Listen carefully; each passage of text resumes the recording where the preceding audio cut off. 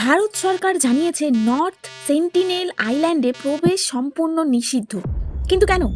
এই সতর্কবার্তা কেবল কাগজে লেখা নয়, এর পেছনে লুকিয়ে আছে পৃথিবীর সবচেয়ে রহস্যময় দ্বীপ, এমন একটি দ্বীপ যেখানে আধুনিক সভ্যতা প্রবেশ করতেই পারেনি, যেখানে বাইরের মানুষ প্রবেশ করা মানেই প্রাণের ঝুঁকি। দ্বীপটির নাম নর্থ সেন্টিনেল আইল্যান্ড।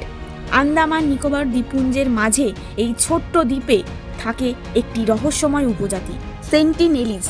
ধারণা করা হয় তারা প্রায় 60,000 বছর ধরে পৃথিবীর বাকিদের থেকে সম্পূর্ণ বিচ্ছিন্ন হয়ে আছে।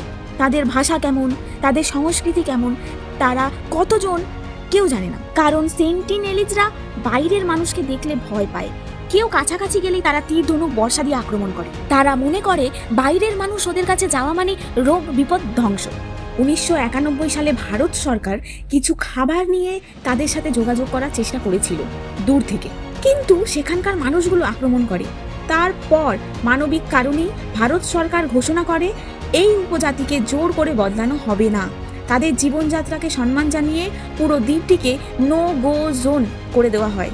2018 সালে এক বিদেশি যুবক অনুমতি ছাড়া দ্বীপে ঢোকার চেষ্টা করে আর সেন্টিনেলিসদের হাতে নিহত হয়। এরপর নিয়ম আরও কঠোর হয়। আইল্যান্ডটির চারপাশে প্রায় 9 কিলোমিটার ব্যাসার্ধের সম্পূর্ণ নিষেধাজ্ঞা জারি হয়। এই দূরত্বের মধ্যে নৌকা, জাহাজ, পর্যটক কেউ ঢুকতে পারে না।